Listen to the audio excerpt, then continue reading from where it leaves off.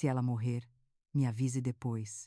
Foram essas as palavras do meu próprio filho que atravessaram meu peito como um tiro silencioso, no exato momento em que eu lutava para respirar numa sala fria de hospital. A dor não veio apenas do corpo ferido, veio de um lugar muito mais profundo, como se alguém tivesse arrancado algo dentro de mim e deixado apenas um eco vazio. Naquele instante, senti que meu mundo desabava como um prédio velho atingido por um terremoto, lento o suficiente para que eu percebesse cada rachadura surgindo na estrutura que levei a vida inteira para construir. Muitas pessoas dizem que a traição dói mais quando vem de quem você mais ama. Eu descobri que existem dores que não têm nome, apenas sensação. Um aperto no peito, um silêncio pesado, uma pergunta que não encontra resposta. E talvez seja por isso que eu estou aqui hoje compartilhando minha história, porque ninguém deveria passar por isso sozinha.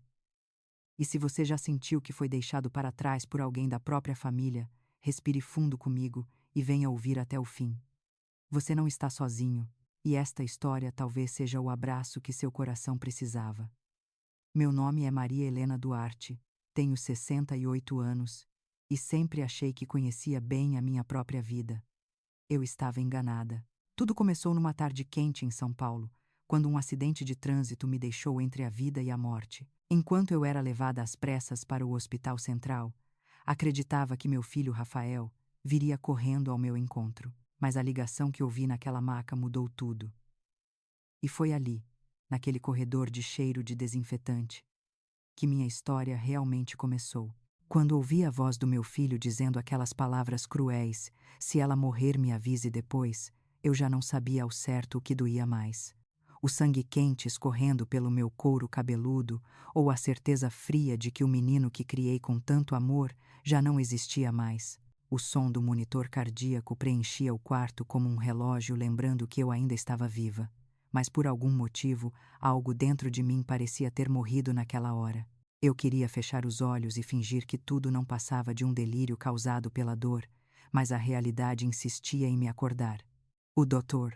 Felipe caminhava ao meu lado, enquanto a maca era empurrada pelos corredores do Hospital Central de São Paulo. Ele segurava minha mão com firmeza serena e repetia que eu precisava me manter acordada. Eu tentava responder, mas minha boca parecia pesada demais. A única coisa que conseguia mover era o olhar, e até isso parecia exigir uma força absurda. Cada luz branca do teto passava diante dos meus olhos como flashes de uma vida que eu não sabia se voltaria a viver. A dor era latejante, vinha em ondas, às vezes forte como uma tempestade quebrando janelas, às vezes fraca como um sussurro pedindo para eu simplesmente desistir, e nesse meio tempo eu me perguntava como tudo tinha chegado até ali. Eu não era uma mulher fraca, construí uma rede de farmácias do zero, perdi meu marido Antônio, e mesmo assim não deixei o mundo desabar. Criei meu filho sozinha, dei a ele educação, carinho, oportunidade e um legado inteiro. Então por que eu agora estava ali, ferida, vulnerável, e sendo tratada como um detalhe na vida de quem eu mais amei? Quando a porta do centro cirúrgico se fechou atrás de mim, senti meu corpo relaxar contra a maca. Era como se minha mente finalmente entendesse que não tinha controle sobre mais nada. Lembro de ouvir o Dr. Felipe dizer meu nome e Maria mantenha sua respiração calma. Lembro da máscara sendo colocada sobre meu rosto. Lembro da sensação da anestesia invadindo meu corpo. E depois disso tudo se apagou, como se alguém tivesse desligado a luz dentro da minha cabeça. Acordei horas depois numa sala silenciosa. A primeira coisa que senti foi sede. A segunda foi um peso estranho na cabeça, como se meu crânio estivesse envolto em ferro frio. O ambiente cheirava a álcool e desinfetante. As paredes brancas tornavam tudo mais duro de encarar. Tentei mexer os dedos, mas levei alguns segundos para sentir meu próprio corpo. Eu estava viva. Não totalmente inteira, mas viva. O doutor Felipe entrou no quarto com um sorriso gentil. Ele parecia cansado. Olheiras profundas marcavam seu rosto. Ainda assim havia nele um ar de cuidado verdadeiro que me surpreendia. Ele puxou uma cadeira e se sentou ao meu lado. Maria, a cirurgia foi um sucesso. Você é forte, muito mais forte do que imagina. O que ele não disse é que eu quase não sobrevivi. Eu vi no olhar dele. Vi quando seus olhos brilharam um segundo a mais. Vi a sombra de preocupação que ele tentou esconder. Não era preciso ouvir. O corpo sabe quando esteve perto demais do fim. Tentei falar o nome do meu filho, mas minha voz não saiu. A garganta ardia como se tivesse sido raspada com lixa. Ele percebeu e completou pela minha expressão. Rafael ainda não veio. Ele não mentiu, não inventou desculpas, apenas disse a verdade nua, que bateu no meu peito como uma porta fechando. O silêncio dele era tão doloroso quanto a fala cruel que ouvi antes da cirurgia.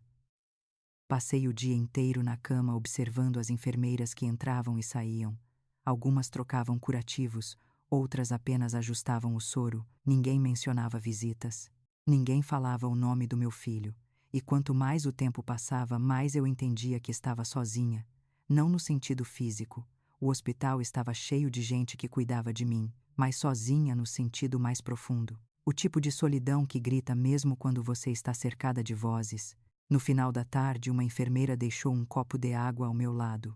Quando ela saiu, fiquei olhando pela janela. Lá fora, São Paulo seguia normalmente. Carros, prédios altos, buzinas espalhadas pelo ar. A cidade continuava vivendo como se nada tivesse acontecido comigo. Era estranho perceber que a vida não para só porque a nossa cambaleia. Enquanto o céu começava a escurecer, lembrei do momento exato em que tudo mudou. Eu caminhava pela calçada depois de sair da farmácia, onde ainda comprava remédios para pressão. Sempre achei irônico ter construído uma rede de farmácias e, mesmo assim, continuar vivendo como uma cliente comum. Estava atravessando a rua quando ouvi o ronco de um motor acelerando. Olhei para o semáforo. Estava verde para mim. Tarde demais. Um carro avançou o sinal e veio direto na minha direção. Senti o impacto sem tempo de pensar. Meu corpo rodou no ar. O chão subiu para me encontrar. Depois disso, apenas escuridão. A lembrança fez meu coração bater mais forte. Não era só medo do acidente, era o medo do que viria depois. Eu sabia que minha vida não seria mais a mesma. Algo dentro de mim tinha sido quebrado, não pelo carro, mas pela ausência, pela indiferença, pelo abandono. Quando a noite caiu, ouvi passos no corredor. Por um momento tive esperança tola de que fosse Rafael. O instinto de mãe é persistente, teima em acreditar mesmo depois de ferida. Mas quem entrou foi Dr. Felipe novamente. Ele me entregou resultados dos exames e perguntou como eu estava. Tentei abrir a boca para responder, mas apenas lágrimas saíram. Ele apertou minha mão como se dissesse que eu não precisava me explicar. E eu realmente não conseguia. Depois de alguns minutos, ele finalmente falou algo que me deixou inquieta. Maria, há uma coisa que você precisa saber.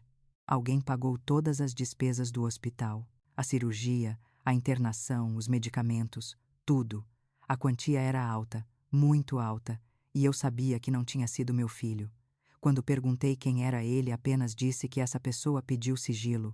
Não sei porquê, mas aquilo me tocou profundamente. Em algum lugar do mundo, havia alguém que se importava comigo mais do que meu próprio filho. Passei a madrugada acordada encarando o teto. Cada segundo trazia uma pergunta diferente. Como eu deixei minha vida chegar a esse ponto? Em que momento perdi o vínculo com o filho que embalei nos braços? Por que eu passei tantos anos esquecendo quem eu era para não incomodar quem eu amava? E o que faria com tudo isso quando saísse dali? Às vezes a dor abre portas que a gente passou a vida inteira mantendo trancadas. O hospital era frio, o silêncio era pesado, mas havia algo em mim que começava a se mexer. Não era raiva. Ainda não. Era um tipo de lucidez estranha. Como se o acidente tivesse arrancado não só meu corpo do lugar, mas também minhas certezas.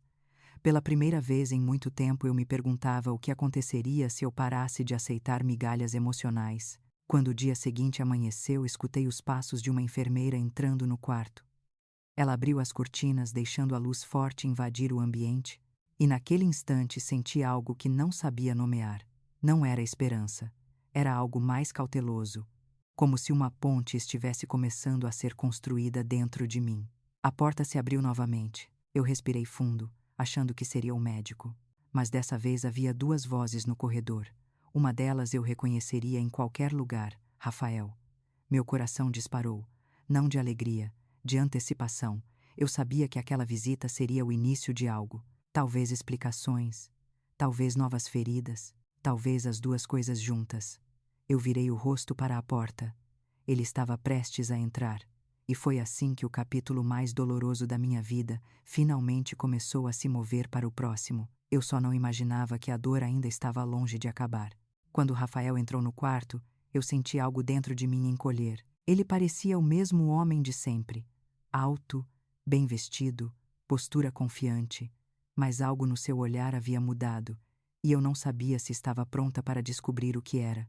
Camila entrou logo atrás dele, com aquele sorriso educado demais que nunca chegava aos olhos. Ela segurava a bolsa como se o simples ar daquele lugar pudesse sujá-la. O contraste entre a frieza deles e o cheiro de desinfetante do quarto me deu uma vontade estranha de desaparecer. Rafael se aproximou devagar, como se estivesse entrando na sala de alguém que ele mal conhecia. Mãe, como a senhora está? O tom era neutro, quase automático. Não havia urgência, não havia medo, não havia o que qualquer filho sentiria ao ver a mãe ainda fraca depois de uma cirurgia. Eu me forcei a respirar fundo. Viva, respondi. E só isso. Ele sorriu sem graça, passou a mão pelo cabelo como fazia quando era menino e precisava inventar uma desculpa. Mas agora não era uma travessura infantil, era abandono. Camila observava tudo à distância, como se analisasse uma cena que precisava ser registrada para comentar depois com alguém que não fosse eu. Soube do acidente só no domingo, disse Rafael, evitando me encarar. A Camila viu uma notificação no celular. Eu sabia que era mentira. Eu havia ouvido a ligação. Eu ouvi sua voz dizendo que não queria sair da festa de aniversário da sogra. Mas naquele momento fiquei em silêncio. Não era hora de gritar, era hora de observar. Eu nunca fui mulher de perder o controle. Sempre aprendi a ler pessoas antes de enfrentá-las. Camila finalmente decidiu abrir a boca. Sogra, que situação, né? Ainda bem que está tudo bem. Hospital público é meio básico, mas pelo visto atenderam rápido. Básico. A palavra caiu sobre mim como um tapa invisível. Engraçado ouvir isso de alguém que vivia do dinheiro das farmácias que eu construí com minhas próprias mãos. Mas continuei em silêncio. O silêncio às vezes é mais afiado que qualquer resposta. Rafael pigarreou. Mãe, a senhora sabe como foi. Era a festa da mãe da Camila. Não dava para sair no meio. Ia ser falta de respeito. Eu quase ri. Respeito. Que palavra irônica. Não sair de uma festa era respeito. Me deixar sangrando num hospital era o que então? Descarte. Indiferença. Escolha. O tipo de escolha que revela mais sobre alguém do que anos de convivência. Entendo, respondi com calma. Minha voz estava tão firme que até eu me surpreendi. Ele relaxou um pouco, como se esperasse uma bronca e não a recebeu. A fraqueza dele ficou exposta. A força, no entanto, estava começando a acordar em mim. A Camila então tocou levemente a barriga. Estava grávida de novo. Um menino, disse com orgulho. Vamos chamar de Enzo. Parabéns, respondi. Nada mais. A indiferença deles merecia o mínimo do meu entusiasmo. O silêncio pairou no ar por alguns segundos. Rafael olhou ao redor, como se o quarto fosse desconfortável demais para a permanência deles. Mãe, só passamos para ver como estava. Temos consulta pré-natal daqui a pouco. Claro, não quero atrapalhar, respondi. Camila já estava na porta. Rafael deu um passo para trás. Ele parecia ansioso para sair, como se estivesse cumprindo uma obrigação social. Nada da urgência que um filho deveria ter ao ver a mãe depois de quase morrer. Quando eles saíram, o quarto ficou ainda mais silencioso do que antes. Era como se o ar tivesse ficado pesado, quase palpável. Por um momento pensei que iria chorar, mas não chorei. Senti algo diferente. Uma dor profunda, sim, mas misturada a uma clareza cortante. Eu finalmente enxergava sem ilusões. Rafael não estava mais ali. O homem que eu criei havia se perdido em algum lugar entre a vaidade da esposa e o conforto de uma vida manipulada. E Camila, com seu sorriso falso e olhos frios, parecia ter se tornado a bússola que ele seguia cegamente. O pior não era o acidente, era perceber que mesmo se eu tivesse morrido naquela noite, talvez eles só descobrissem pelo médico de plantão e continuassem a festa como se nada tivesse acontecido. As horas seguintes passaram devagar. O barulho do hospital ia e vinha como ondas. Lembro do sol entrando pela janela, cortando meu rosto, e pensei em quantos anos eu passei vivendo pelo meu filho, esperando que ele me desse ao menos metade do amor que eu oferecia. Eu não percebia que estava chorando até sentir o gosto salgado nas minhas próprias lágrimas. Não era tristeza pela distância, era luto. Luto por um vínculo que talvez nunca tivesse sido real. Depois do almoço, enquanto o hospital se mantinha em ritmo lento de domingo, lembrei de uma conversa que mudou tudo. Lembrei de quando ouvi Camila falando com a mãe dela meses antes. O tom dela ainda ecoava na minha memória. A velha não tem mais nada. Rafael é nosso. A família dele ficou no passado. Naquele dia eu senti algo se partir dentro de mim. Eu queria acreditar que tinha sido apenas veneno de sogra. Mas agora, na cama fria do hospital, eu via a verdade. Não tinha sido só veneno. Era plano, era estratégia, era ambição. E Rafael havia escolhido o lado delas. A porta se abriu e achei que fosse mais uma enfermeira. Mas era Dr. Felipe. Ele carregava uma pasta e tinha o semblante sério. Maria, ele disse, arrastando uma cadeira até a beira da minha cama. Preciso falar com você sobre uma coisa importante. Preparei-me para ouvir algo sobre a cirurgia, mas não era isso. Ele respirou fundo. Fiquei sabendo da resposta do Rafael. Sinto muito. Nenhuma mãe deveria ouvir algo assim. Meu peito ardeu, não pela dor, mas por sentir que alguém finalmente enxergava o que eu estava passando. Ele continuou: Maria, há momentos na vida em que somos obrigados a encarar que não podemos esperar das pessoas o que gostaríamos que elas fossem. Podemos apenas reagir ao que elas realmente são. Eu virei o rosto para a janela. A cidade continuava viva, indiferente ao meu colapso silencioso. Dr. Felipe colocou a pasta sobre a mesa. Não quero te deixar alarmada, mas precisa saber que sua recuperação depende também da sua mente estar forte. E você terá decisões difíceis pela frente. Decisões difíceis. Eu sabia exatamente quais eram. Enquanto ele explicava detalhes médicos, minha mente vagava. Cada memória de Rafael criança surgia como um filme. Ele correndo pela casa, subindo no colo do pai, rindo enquanto eu preparava almoço. Em que momento tudo isso virou pó? Em que momento aquele menino virou um homem que me tratava como peso morto? Quando o doutor Felipe saiu, deixei o silêncio me envolver por alguns minutos. Então algo dentro de mim se acendeu. Não era raiva. Ainda não. Era uma espécie de sobrevivência despertando. Uma voz interna dizendo que eu não ia deixar aquilo continuar. Que eu não seria descartada como elas queriam.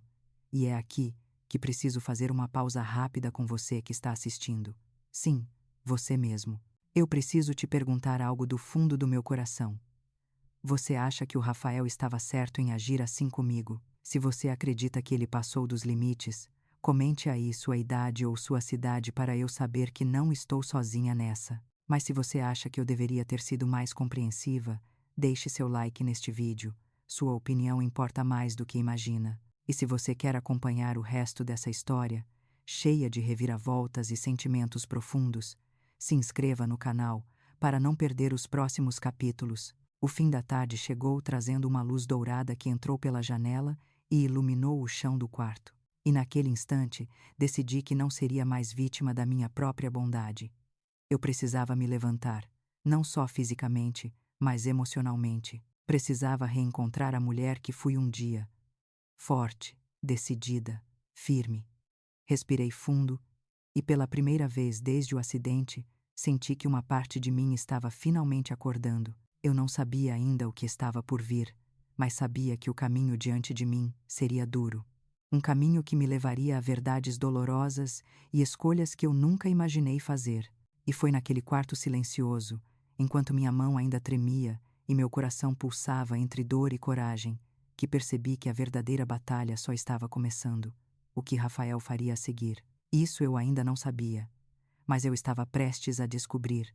Quando finalmente recebi a alta do hospital, ainda sentia que minha cabeça pesava mais do que meu corpo inteiro. Não era apenas o curativo apertado sobre o corte, era a sensação de que alguma engrenagem dentro de mim tinha travado depois do acidente e das palavras do Rafael. O mundo parecia o mesmo, mas eu já não era. Cada passo que eu dava até o carro do hospital parecia exigir uma força que eu não sabia que ainda tinha. Voltar para casa foi como abrir uma porta que não me pertencia mais. O apartamento estava silencioso e arrumado como sempre, mas naquele dia parecia vazio demais. Eu me sentei à mesa da cozinha, pousando a bolsa ao meu lado, e fiquei por alguns segundos encarando a chaleira. Era curioso como objetos tão simples podiam carregar tanta memória. Quantas vezes preparei café para Rafael ali, quantas vezes ele chegou reclamando do dia de trabalho, e quantas vezes eu ofereci conforto, tentando ser o porto seguro que toda mãe imagina ser. Agora, o único barulho que eu ouvia era minha própria respiração. Respirei fundo, fechei os olhos e deixei vir à tona algo que eu vinha tentando evitar. Não era apenas a distância emocional de Rafael, era algo maior, mais profundo, que eu vinha ignorando por anos. Tudo começou a fazer um sentido distorcido na minha cabeça. As visitas cada vez mais raras, os almoços de domingo cancelados, os documentos que ele dizia que precisava que eu assinasse porque era a rotina das empresas, o comportamento da Camila, sempre calculista, sempre avaliando tudo com aqueles olhos frios, e o acidente. Não, claro que o acidente não tinha sido provocado, mas a ausência dele naquele momento crítico era a chave que abriu uma porta que eu havia mantido trancada por tempo demais. Senti um frio percorrer minha espinha. Será que eu perdi algo no meio do caminho? Ou pior, será que eu fui enganada o tempo inteiro? Levantei da cadeira com dificuldade e fui até o quarto onde guardava meus antigos arquivos, caixas de papelão empilhadas, pastas com documentos, fotos antigas, contratos que eu raramente revisitava desde que entreguei parte do controle da rede de farmácias para o Rafael. Sentei no chão e comecei a abrir uma caixa de cada vez, como se estivesse procurando uma resposta que eu nem sabia formular. A primeira pasta continha fotos minhas e do Antônio na inauguração da primeira farmácia. Lembrei do dia em que penduramos a placa com o nome Duarte. Era o nosso orgulho, o início de tudo. Eu podia ver meu sorriso na foto, um sorriso cheio de esperança juvenil. Antônio segurava minha cintura com firmeza. Nossos olhos brilhavam com sonhos que nem imaginávamos o quanto custariam. A segunda pasta continha documentos de transferência parcial da gestão para Rafael. Na época, eu acreditei que estava fazendo a coisa certa, que entregar o legado para ele era parte natural da vida. Uma mãe orgulhosa do filho que criava asas, mas conforme descia as páginas senti um aperto no peito. Havia assinaturas minhas em contratos que eu não lembrava de ter lido com detalhes. Alguns termos pareciam estranhos, eu não entendia de imediato, mas algo ali estava fora do lugar. Peguei o celular com mãos trêmulas e procurei pelo número do Dr. Renato Cabral, um advogado de confiança antiga, amigo do meu falecido marido. Ele atendeu com a mesma voz calma de sempre. Maria. Finalmente decidiu me ligar. Eu respirei fundo. Renato, preciso da sua ajuda. Não sei por onde começar, mas preciso entender o que aconteceu com as farmácias. E comigo. Marcamos uma reunião para a manhã seguinte. A noite foi longa, tentei dormir, mas as perguntas insistiam em atravessar meus pensamentos como lâminas cortando lembranças. Em que momento assinei tantos papéis? Por que Rafael nunca discutiu comigo certas mudanças? Por que eu aceitei tão passivamente? A verdade era incômoda demais para admitir. Eu confiava demais nele. Confiei tanto que deixei de olhar para mim mesma. Na manhã seguinte, peguei um táxi até o escritório do Renato. O prédio ficava no centro de São Paulo, moderno e com janelas espelhadas que refletiam o movimento caótico da cidade. Ao entrar na sala dele, tive a sensação de estar prestes a abrir uma caixa de Pandora. Renato colocou os óculos na ponta do nariz e começou a revisar os documentos que eu levei. Ele passou páginas para a direita, para a esquerda, fazia anotações, franzia a testa, e a cada nova folha que ele analisava, eu sentia que o chão sob meus pés se tornava mais frágil. Depois de quase meia hora em silêncio absoluto, ele tirou os óculos e me encarou com uma seriedade que eu raramente via nele. Maria, há coisas aqui que não fazem sentido nenhum. O tom dele era firme, mas não alarmista. Parecia um médico que precisava informar ao paciente um diagnóstico difícil. Explique melhor, pedi, tentando manter a calma. Renato virou o monitor para que eu pudesse ver. Uma tabela enorme estava aberta, havia valores, datas, transferências e notas de crédito. Ele apontou para a venda de uma das farmácias. Esta aqui, a unidade da Zona Sul, foi vendida há 2 anos. A assinatura é verdadeira, mas você me diz que nunca autorizou isso. Meu coração bateu forte. Nunca. Nunca sequer soube dessa venda. Renato balançou a cabeça. E tem mais. A retirada de lucros mensais que não foram devidamente contabilizadas, transferências grandes feitas para contas de Rafael e Camila, e uma especificamente me chamou a atenção. Ele clicou numa linha destacada. O dinheiro foi transferido para uma empresa registrada em nome da mãe da Camila, Dona Lúcia. Senti o estômago embrulhar como se tivesse tomado um soco. Era como se todas aquelas sensações nebulosas que eu vinha tendo ganhassem forma. Uma forma clara, cruel e cruelmente lógica. Eu não disse nada por alguns segundos, apenas respirei, olhando para a tela como se ela pudesse me oferecer alguma explicação emocional. Mas números não têm piedade. Eles apenas revelam. Renato continuou. Maria, você deu a Rafael o direito de gestão, mas não abriu mão das cotas majoritárias. Isso significa que você ainda tem 51% de tudo. Legalmente, você pode reassumir o controle, mas antes, precisamos de provas completas. Auditoria, relatórios bancários, tudo. Ele fez uma pausa antes de continuar. Prepare-se. Quando Rafael souber que você está investigando, ele pode reagir muito mal. Olhei pela janela. O céu estava nublado como se acompanhasse o turbilhão dentro de mim, e foi naquele momento que entendi. Eu passei muito tempo esperando amor. Agora precisava buscar verdade. Renato marcou uma auditoria completa e pediu que eu reunisse todos os extratos antigos que tivesse. Voltei para casa com uma pasta cheia de papéis e a cabeça cheia de certezas novas. Ao entrar no apartamento, algo dentro de mim já não era o mesmo. Pela primeira vez, não me senti culpada por duvidar. Senti-me lúcida, como se uma venda tivesse caído dos meus olhos. Coloquei água no fogo para fazer chá e me sentei no sofá com todos os documentos espalhados ao meu redor. Conforme revisava cada página, as peças começavam a se encaixar como um quebra-cabeça doloroso. Tudo o que eu ignorava ganhou significado. O afastamento de Rafael, a influência de Camila, o desprezo silencioso. Os documentos que eu assinava sem perguntar porque o filho insistia dizendo ser rotina. Rotina. A palavra agora soava como uma prisão. Tirei uma foto de um contrato suspeito e mandei para Renato. Ele respondeu em segundos. Maria, isso aqui é mais grave do que imaginamos. Há indícios de que alguém utilizou sua assinatura em registros posteriores. Precisamos agir rápido. Meu corpo estremeceu. Havia algo muito mais profundo acontecendo do que simples ingratidão familiar.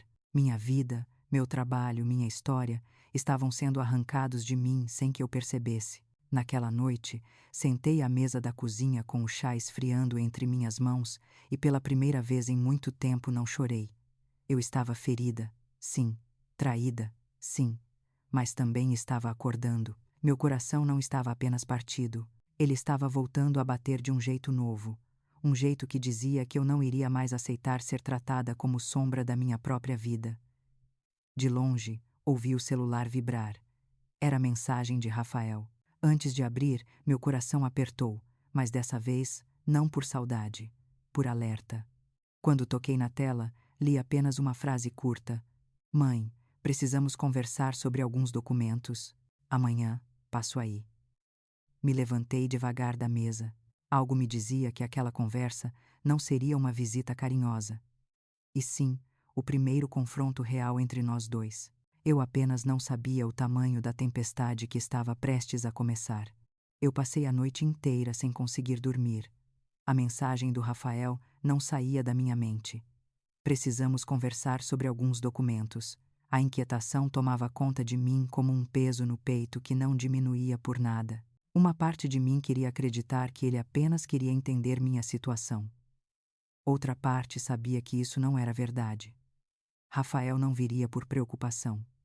Ele viria por interesse. A diferença entre as duas coisas seria revelada em poucas horas. Acordei antes do sol nascer e caminhei pela casa ainda escura.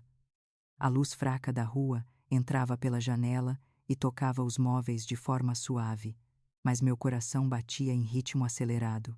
Coloquei água para esquentar, preparei café e me sentei à mesa. As mãos estavam trêmulas. Era impossível negar. Eu estava com medo, não medo físico. Medo da verdade. Medo de olhar nos olhos do meu próprio filho e enxergar a intenção que eu evitava encarar. O relógio marcou 10 horas quando ouvi o som da chave na porta. Ele ainda tinha uma cópia. Eu não tinha tido coragem de pedir de volta. Quando Rafael entrou, notei de imediato seu comportamento. Não havia carinho. Não houve abraço, nem mesmo um sorriso. Ele apenas colocou o celular no bolso, respirou fundo e disse: "Precisamos resolver algumas coisas, mãe." A palavra mãe saiu da boca dele com um peso estranho, como se fosse apenas uma formalidade, um título vazio. Camila não veio, mas percebi pelos olhos dele que ela estava por trás de tudo. Ele estava arrumado como se tivesse acabado de sair de uma reunião importante. Talvez tivesse mesmo. Com quem? Com advogados, contadores, talvez até com a mãe da Camila. "Sente-se", eu disse apontando para a cadeira. Ele se sentou como quem ocupa o espaço de outra pessoa, como alguém acostumado a mandar. "Mãe", ele começou, "a senhora sabe que com o acidente e a idade avançada é importante pensarmos no futuro. A senhora está fraca emocionalmente. Não dá para continuar lidando sozinha com tantas responsabilidades. Idade avançada." A palavra ecoou dentro de mim como se ele tivesse me chamado de inútil. Eu fiquei em silêncio, observando cada detalhe do rosto dele, cada expressão calculada, cada hesitação falsa. Ele abriu uma pasta e colocou sobre a mesa. Eram mais documentos, mais papéis, mais autorizações. Ele empurrou a pasta para o meu lado com cuidado, como se estivesse oferecendo algo benigno. "Aqui tem algumas procurações. Coisas simples para agilizar a gestão das farmácias. Assinando isso, a senhora não precisa se preocupar com nada. Deixa tudo comigo." Eu sabia o que aquilo significava. Se eu assinasse, ele teria poder total. Ele poderia continuar vendendo o que quisesse, transferindo o que quisesse, me apagando da história que eu mesma criei. Fiz um esforço enorme para não tremer. Peguei a pasta devagar, abri, li cada linha por cima e vi exatamente o que Renato tinha alertado. Era uma armadilha cuidadosamente construída nas costas de frases bonitas. Olhei nos olhos dele. "Rafael, por que está com tanta pressa?" Ele engoliu seco. "Não está com a cabeça boa, mãe. Desde o acidente, está esquecida, confusa. É perigoso deixar a senhora tomando decisões assim." Eu senti como se alguém tivesse colocado fogo dentro do meu peito. Eu não estava esquecida, não estava confusa, eu estava lúcida, mais lúcida do que ele podia imaginar. Rafael continuou: "A Camila está preocupada. A mãe dela também. Todo mundo quer que a senhora tenha tranquilidade. Tranquilidade. Engraçado como as pessoas usam essa palavra para tirar tudo da mão da gente e ainda fazer parecer favor." Eu fechei a pasta e a deslizei de volta para ele. "Não vou assinar", eu disse. Por um segundo, uma linha de tensão surgiu na testa dele. Ele não esperava isso. Achava que eu continuaria sendo aquela mulher que dizia sim para tudo. A mãe que aceitava calada, a mulher que confiava cegamente. "Por que não, mãe? É para o seu bem, meu bem." A mentira mais comum do mundo. "Rafael", respondi com calma. "Antes de decidir qualquer coisa, preciso revisar todos os documentos antigos. Todos. Preciso entender o que realmente está acontecendo." Ele franziu os olhos. "A senhora não confia em mim?"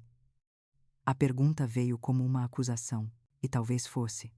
Mas dessa vez eu não desviaria. "Confio na verdade", eu disse. Só isso. Ele se levantou da cadeira e começou a andar pela sala. A irritação escondida começava a aparecer. Ele passava a mão no cabelo, respirava fundo, evitava me encarar. "Não temos tempo para isso. A empresa precisa de decisões agora. Se a senhora insiste em dificultar, vai acabar prejudicando todo mundo." Era assim que ele manipulava. Culpabilização, pressão emocional. Ele aprendeu isso com quem? Com Camila, com Dona Lúcia, ou talvez sempre estivesse nele e eu não quis ver. Rafael se aproximou. "Mãe, A verdade é que a senhora não está em condições de gerir nada. É melhor aceitar ajuda. Eu respirei fundo, muito fundo, e então disse aquilo que segurava há anos. Eu te entreguei tudo, Rafael. Tudo. E o que você me devolveu? Ele congelou.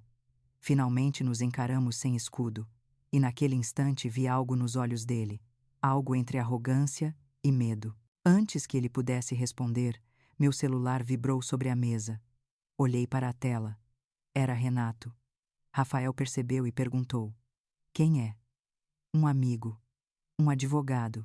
Respondi. A expressão dele mudou. Ele ficou rígido. A voz perdeu o tom ensaiado. Advogado. Por que você está falando com advogado? Porque há coisas que eu preciso entender, Rafael. Coisas que você não me contou.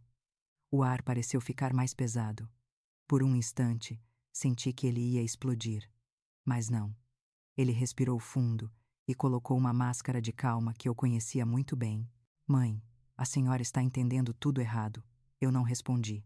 Apenas deixei o silêncio ocupar o espaço que antes eu preenchia com desculpas. Ele pegou a pasta com força demais, guardou tudo dentro da mochila e disse numa voz fria: Eu volto outro dia, quando a senhora estiver mais calma.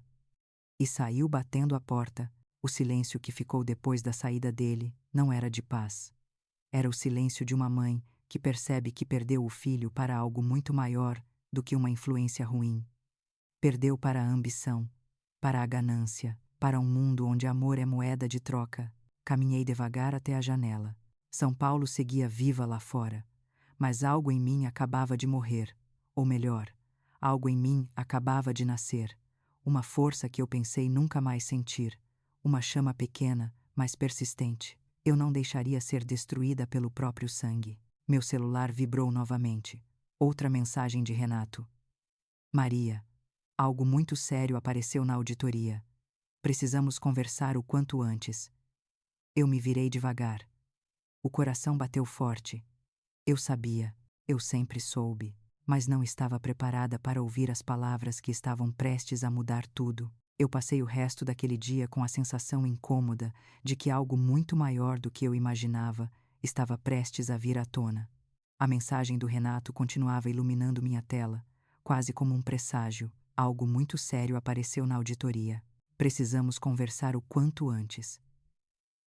Eu relia aquelas palavras em silêncio, tentando controlar o tremor das mãos. Não era apenas preocupação. Era uma mistura de medo, raiva e um tipo de coragem nova que crescia dentro de mim. No dia seguinte, me encontrei com Renato novamente. Ele estava ainda mais sério do que antes. Espalhou documentos sobre a mesa, cada um contendo informações que pareciam rasgar meu peito com mais força. Entre essas folhas frias havia números, transferências, assinaturas e datas que montavam um quadro devastador. Renato colocou um documento específico diante de mim. Maria, esta é a prova de que uma das farmácias foi vendida sem a sua autorização. O dinheiro foi dividido entre Rafael, Camila e a mãe dela. Aqui está a comprovação das transferências. Ele tocou os valores com a ponta da caneta. O restante foi investido numa empresa registrada em nome da família da Camila. Meu corpo inteiro gelou. Era como se eu estivesse vendo um filme sobre outra pessoa, uma vítima ingênua que acreditou que estava protegida por laços de sangue. Mas a cada linha lida, eu percebia que aquela vítima era eu. Renato respirou fundo antes de continuar. Maria, há ainda um ponto mais grave. Parece que houve utilização indevida da sua assinatura em documentos posteriores à transferência parcial da gestão. Isso significa que, legalmente, Rafael pode ter cometido crime de falsificação para consolidar o controle. Senti meu estômago virar. A sala girou. Eu tive que me segurar na cadeira para não desmoronar, mas ele não parou ali. Para completar, mostrando outro documento, encontramos registros de retiradas de lucro por 4 anos, valores não declarados, desviados antes de serem contabilizados oficialmente. 4 anos. 4 anos sendo roubada dentro da própria casa. 4 anos confiando cegamente em alguém que eu coloquei no mundo. Respirei fundo, tentando organizar as emoções que explodiam dentro de mim como tempestades. O que eu havia feito para merecer isso? Em que momento deixei de ser mãe e virei apenas um obstáculo? Ou pior, uma conta bancária, Renato então disse algo que mudou tudo. Maria, você ainda tem vantagem. Graças ao Antônio, você mantém 51% das cotas controladoras. Com as provas certas, podemos recuperar tudo e retirar Rafael da gestão legalmente. Mas precisamos agir com inteligência. Não pode haver confronto direto agora. Ele pode tentar destruir documentos, mover dinheiro, manipular ainda mais. Eu fechei os olhos e respirei lentamente. Um plano precisava nascer, e nasceu ali, no silêncio pesado daquela sala. Quando voltei para casa, o apartamento parecia menor, quase opressivo. Eu caminhava de um lado ao outro, como se precisasse convencer meu corpo de que ainda tinha controle sobre algo. Foi então que uma ideia surgiu. Louca talvez, mas necessária. Se Rafael e Camila achavam que eu estava fraca, eu usaria isso contra eles. Se me viam como uma velha confusa, eu deixaria que acreditassem, porque, pela primeira vez em muito tempo, eu tinha uma arma que eles não imaginavam que eu pudesse usar: a verdade. Respirei fundo e peguei o telefone. Liguei para Rafael com um tom suave, quase frágil. Rafael, querido, queria fazer um jantar aqui em casa no sábado. Precisamos conversar sobre aquele assunto dos documentos. Acho que preciso de ajuda. Houve um breve silêncio. Do outro lado, ele parecia avaliar minhas palavras, pesando cada sílaba. Claro, mãe. Vamos sim. A Camila também vai. O coração acelerou. Eu sabia. Eles estavam mordendo a isca. Passei o resto da semana me preparando. Não para o jantar, para a revelação. Organizei todos os documentos num projetor portátil que comprei às pressas. Separei provas, números, transferências, gravações. Quanto mais eu organizava, mais a imagem se tornava nítida. Eles não tinham apenas me usado, tinham me apagado enquanto eu ainda respirava. No sábado, cozinhei a lasanha preferida do Rafael. Cada camada parecia carregar um peso emocional que eu mal conseguia descrever. O cheiro se espalhou pela cozinha, evocando memórias antigas. Lembrei de quando Rafael era criança e pedia para raspar o resto do molho na panela. Lembrei do sorriso dele, do jeito como me abraçava, dos olhos inocentes, mas esse menino não existia mais. Às 7 em ponto, a campainha tocou. Abri a porta e vi Rafael e Camila bem arrumados. Ela com um perfume forte demais. Ele com um olhar calculado demais. Mãe, que cheiro bom, disse Rafael, tentando uma leve simpatia. Senti minha garganta apertar. Eu queria acreditar que ele ainda tinha um pouco de humanidade, mas logo lembrei de tudo o que ele tinha feito, e meu coração se manteve firme. Sentamos à mesa, servi o jantar. Eles comeram com apetite. Rafael repetiu 2 vezes, elogiou como se nada estivesse acontecendo. Camila permaneceu séria, analisando tudo sem realmente estar ali. Quando terminaram, recolhi os pratos, coloquei sobre a pia. Depois respirei fundo e desliguei as luzes da sala, deixando apenas a parede branca iluminada pelo projetor ligado. O barulho do ventilador do aparelho preencheu o silêncio tenso. Rafael franziu o senho. O que é isso, mãe? Eu me virei devagar. Meu coração batia firme. Segurei o controle do projetor com mãos que já não tremiam. A verdade, respondi. Toda a verdade que vocês tentaram esconder. O primeiro slide apareceu na parede. A foto da casa de praia registrada em nome deles. A compra feita com dinheiro desviado. Depois vieram as transferências bancárias, as vendas não autorizadas, as retiradas mensais. Tudo organizado em ordem cronológica. Tudo com provas irrefutáveis. Cada imagem iluminava o rosto deles como se fosse um holofote expondo suas sombras. O silêncio deles não era surpresa, era medo. Camila ficou branca. Rafael apertou a mesa com tanta força que os nós dos dedos ficaram marcados. Mãe, isso está fora de contexto, ele tentou dizer. Não está, eu interrompi. Não existe contexto que justifique roubar a própria mãe. O ar ficou pesado, quase sufocante. Eu podia sentir o desespero deles se misturando com a raiva que tentavam disfarçar. Até que, finalmente, Rafael levantou a voz. A senhora não entende. Eu fiz o que era necessário para a nossa família. Nossa família, eu ri. Era um riso vazio, cansado. Nossa família. Você fala da Camila, da mãe dela, de vocês. E onde eu fico nessa família? Ele abriu a boca para responder, mas eu levantei a mão, pedindo silêncio. O último slide apareceu. Era a frase impressa de uma conversa gravada, uma frase que cortou meu coração quando ouvi pela primeira vez. A velha não dura muito. Quando ela morrer, tudo isso será nosso. Camila perdeu o ar. Rafael piscou várias vezes, como se o mundo estivesse desabando diante dele. Eu desliguei o projetor. Agora vocês sabem, eu disse. Sei de tudo. Absolutamente tudo. A sala ficou em silêncio por longos segundos até que Rafael murmurou baixinho, quase inaudível. O que a senhora vai fazer? Eu respirei fundo. Cada célula do meu corpo parecia acordar para o que eu prestes a dizer. O que eu sempre deveria ter feito, respondi. Vou recuperar o que é meu. Mas antes que eu pudesse dizer mais alguma coisa, meu celular vibrou sobre a mesa. Peguei. Era Renato. De novo. Desta vez, a mensagem era curta. Maria, descobrimos algo muito pior. Preciso falar com você imediatamente. Meu coração gelou. Pior. Como algo poderia ser pior do que tudo o que eu já tinha visto. Eu olhei para Rafael, para Camila, para o caos silencioso que se instalara na sala, e percebi que a noite estava longe de acabar. Quando terminei o jantar e vi o medo estampado no rosto de Rafael e Camila, senti um tipo de silêncio que eu nunca havia experimentado antes. Era um silêncio denso, quase sólido, como se o ar tivesse perdido a capacidade de circular. O projetor ainda fazia seu ruído baixo, e a luz azulada iluminava a sala de forma estranha. Era como se a casa estivesse observando tudo junto comigo. Eu estava prestes a falar mais alguma coisa quando meu celular vibrou. A mensagem do Renato chegou como uma lâmina invisível. Algo muito pior apareceu na auditoria. Precisamos falar imediatamente. Meu coração apertou no mesmo instante. Eu já tinha visto tanta coisa naquela noite. Como ainda poderia existir algo pior?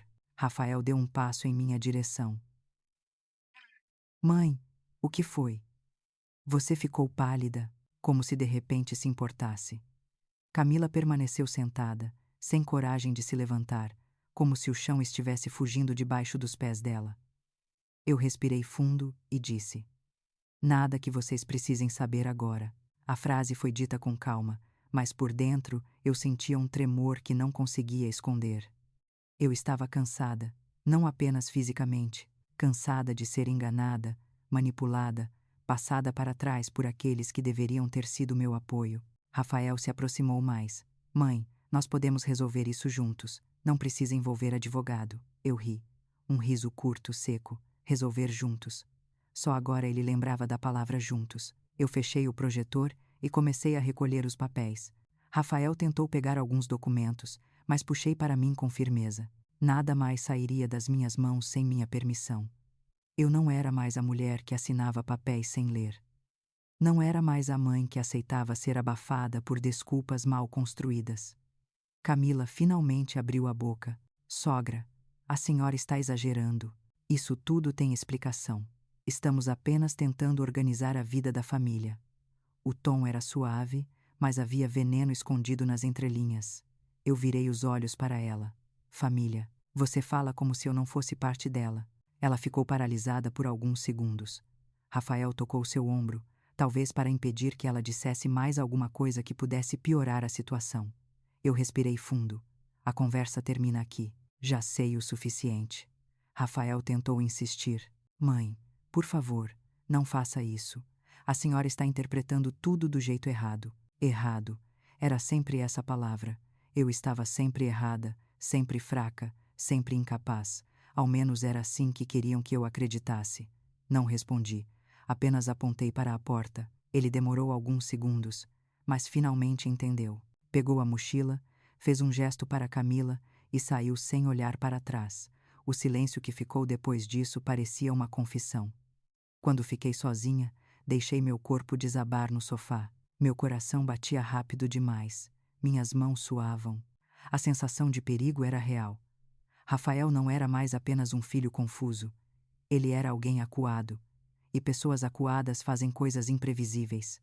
Peguei o celular e liguei imediatamente para Renato. Maria, graças a Deus você ligou. Precisamos nos encontrar agora mesmo. O tom da voz dele não era apenas profissional. Olá, é um prazer ajudá-lo com nossos serviços de voz. Escolha a voz que mais combina com você e vamos juntos criar algo especial. Em outras palavras, significava perder tudo. Eu tentei falar, mas minha voz falhou. Quem fez isso? Quem entrou com esse pedido? Renato colocou a pasta sobre a mesa e abriu. Aqui estão as assinaturas, os protocolos e os argumentos. Alegam que você está mentalmente instável desde o acidente. Alegam que tem lapsos de memória, que está frágil, que está confusa e que está sendo manipulada por terceiros. Senti o mundo desabar por um instante. As mãos começaram a tremer. Eu precisava me sentar. Renato continuou. Maria, esse pedido foi iniciado por Rafael. Foi como se alguém tivesse enfiado a mão no meu peito e arrancado algo de dentro de mim. Meu próprio filho queria me interditar. Queria me declarar incapaz. Queria me tirar do caminho de vez. Eu apoiei as mãos sobre o rosto e fiquei em silêncio por alguns segundos longos.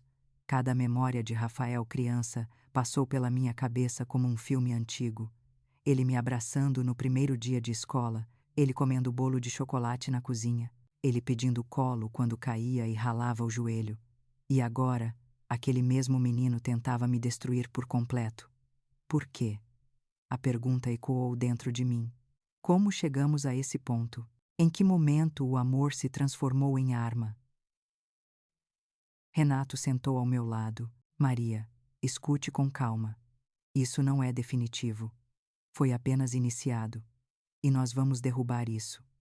Mas você precisa entender a gravidade. Se ele conseguir avançar com esse processo, você perde controle de tudo. Absolutamente tudo. Eu enxuguei as lágrimas. Uma parte de mim queria gritar, outra queria desmoronar. Mas uma parte nova, mais forte, mais consciente, começou a emergir. Eu não seria destruída. Não agora.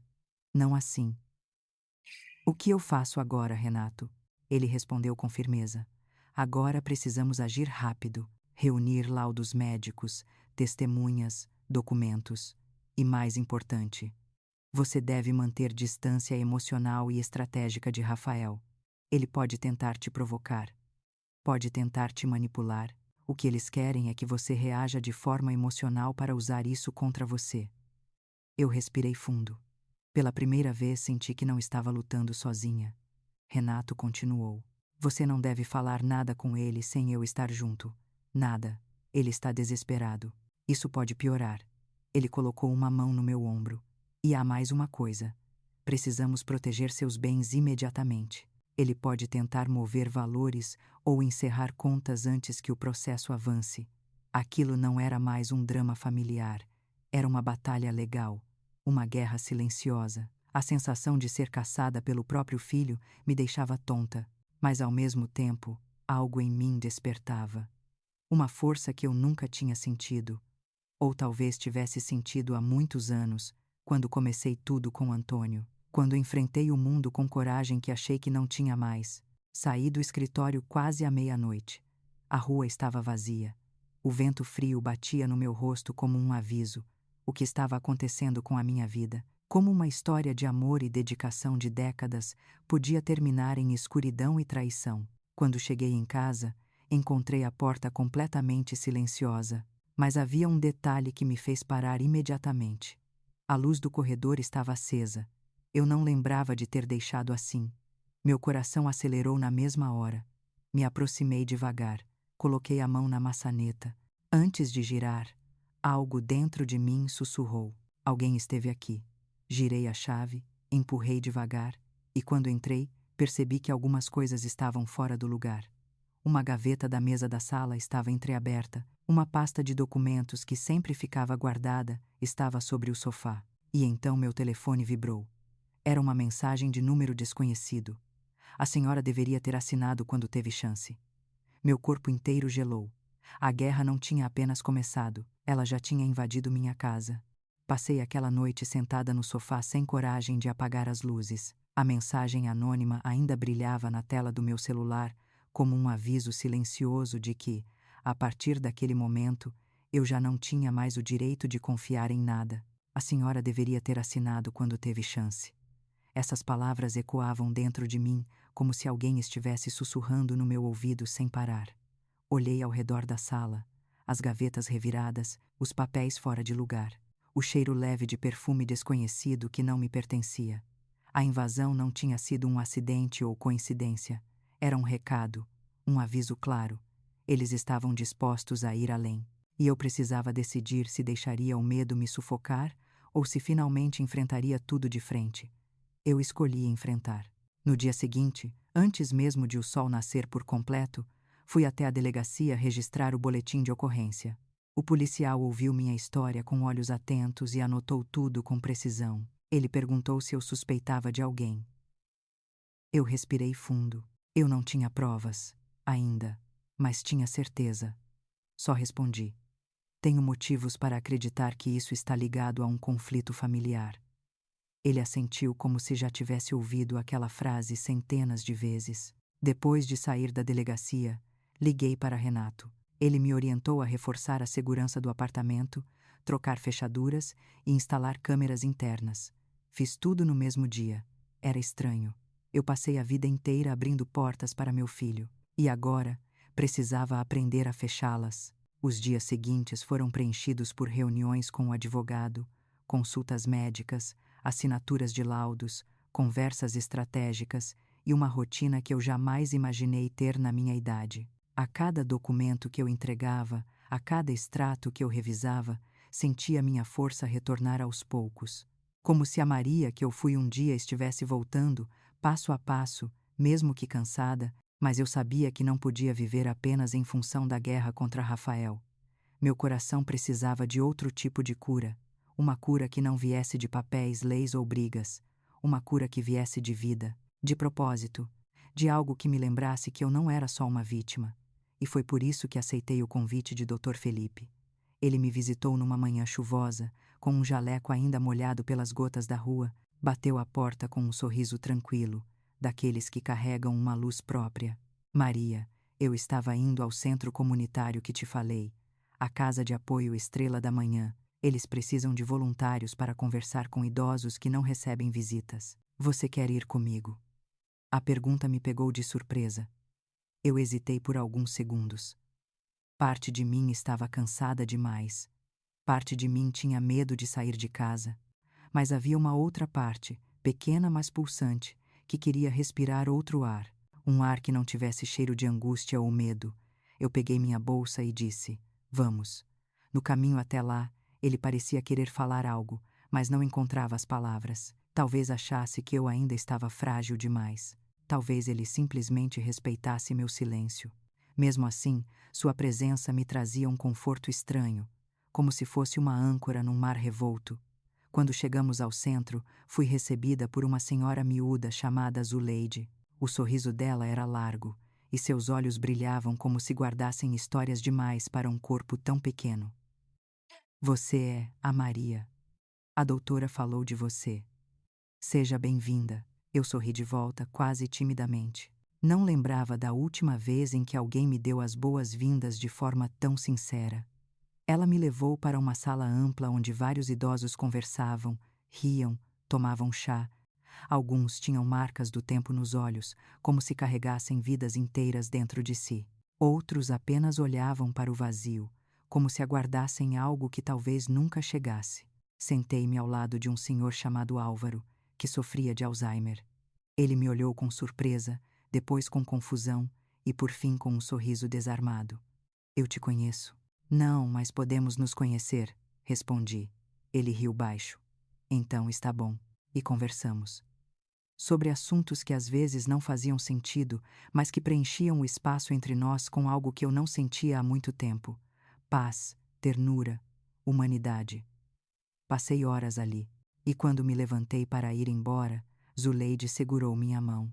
Volte sempre, Maria. Tem gente aqui que precisa de você. No carro, enquanto voltávamos para casa, uma sensação quente percorreu meu peito. Pela primeira vez em muito tempo, eu senti que ainda tinha algo a oferecer ao mundo, que ainda existia uma Maria inteira dentro de mim. E naquela noite, enquanto eu preparava uma sopa simples para jantar, uma ideia surgiu como um raio. Não uma ideia de sobrevivência, mas de renascimento. Por que não criar meu próprio lugar de apoio? Um espaço onde idosos abandonados pudessem encontrar companhia, acolhimento, dignidade. Um lugar que honrasse não só minha dor, mas também minha força. Casa Maria Duarte. O nome surgiu tão naturalmente que parecia ter me acompanhado desde sempre. Era isso que eu faria com minha vida. Em vez de permitir que Rafael apagasse minha história, eu escreveria uma nova. Liguei imediatamente para Renato e contei minha ideia. Ele ficou em silêncio por um instante e depois respondeu: Maria, é perfeito, e você pode fazer isso com os recursos que já recuperamos. Aliás, há boas notícias. A Justiça aceitou nosso pedido de urgência para bloquear qualquer movimentação de Rafael.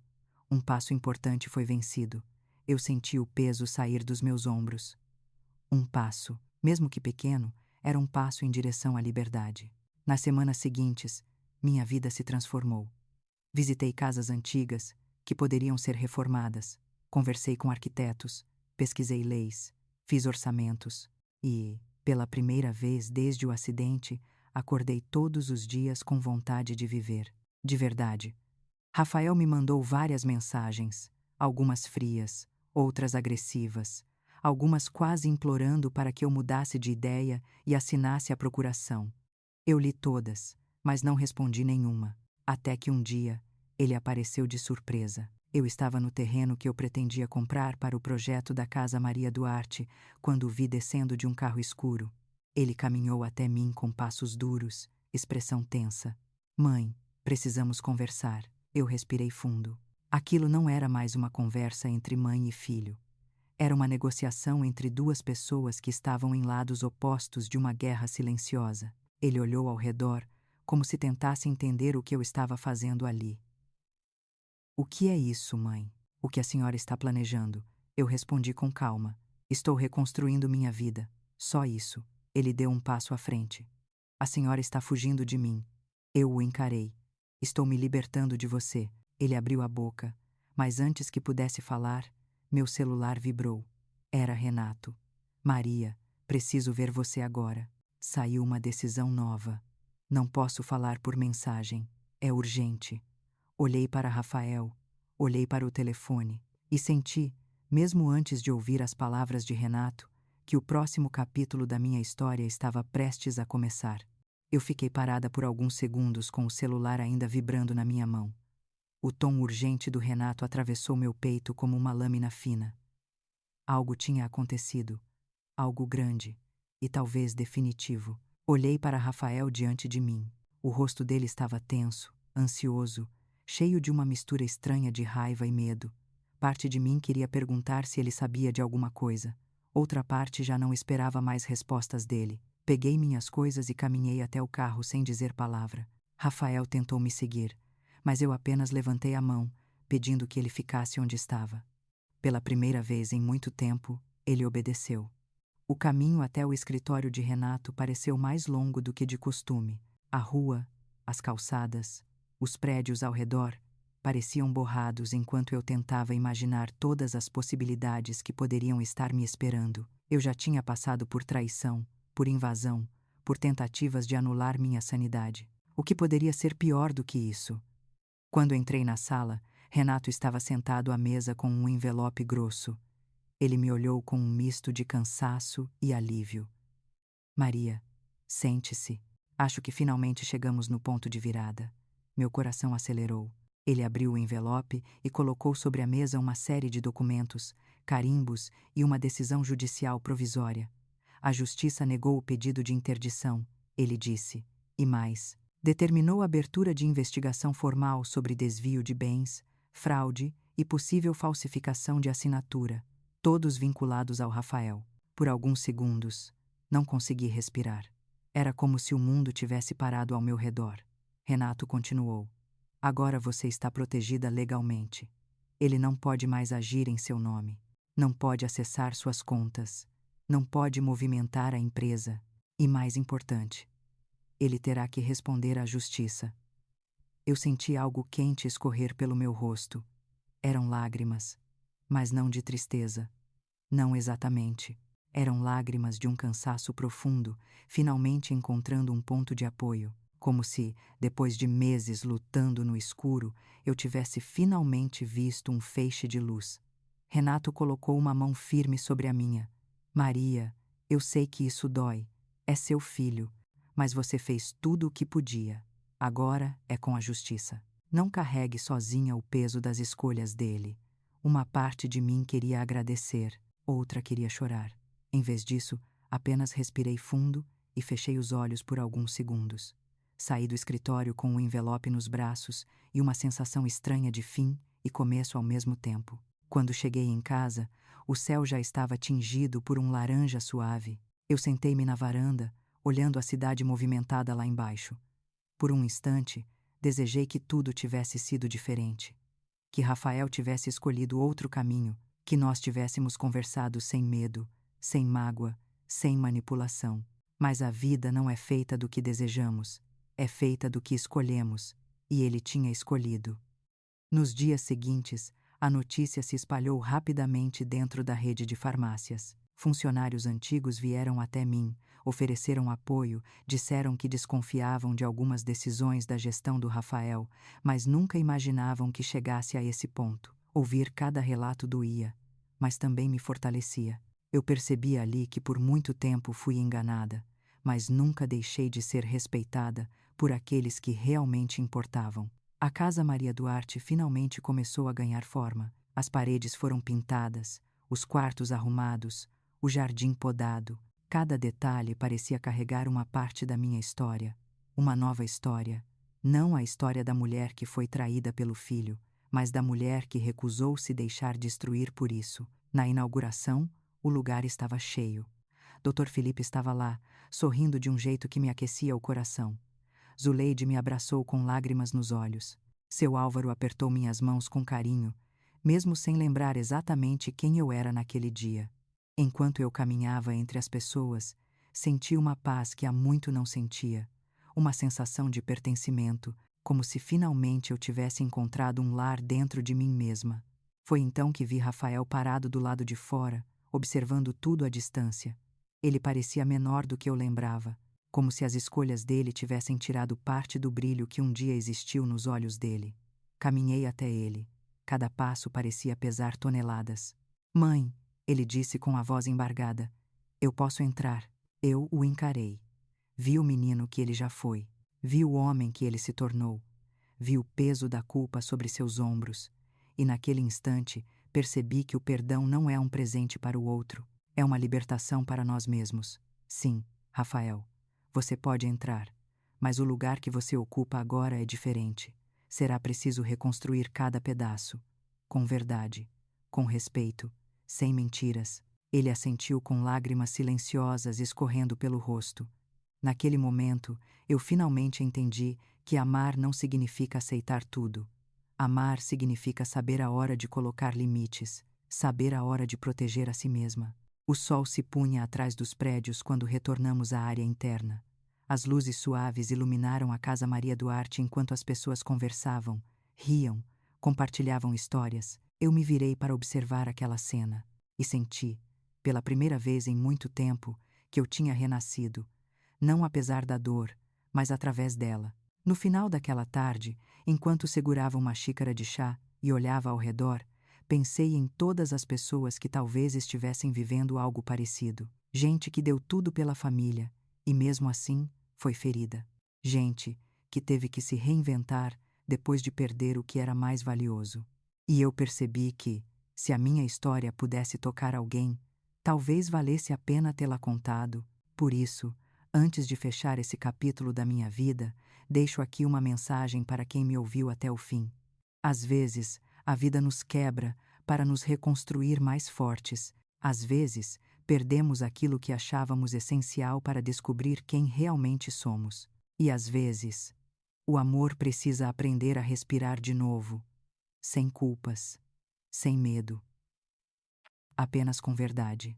Se esta história tocou seu coração, se você já viveu algo parecido ou conhece alguém que passou por algo assim, deixe seu like neste vídeo. Isso ajuda muito este trabalho a alcançar mais pessoas E se você quiser continuar ouvindo histórias intensas, reais e cheias de emoções profundas como esta, se inscreva no canal para não perder os próximos capítulos da vida. Eu sou Maria Helena Duarte, e esta não é a história do meu fim. É a história do meu recomeço.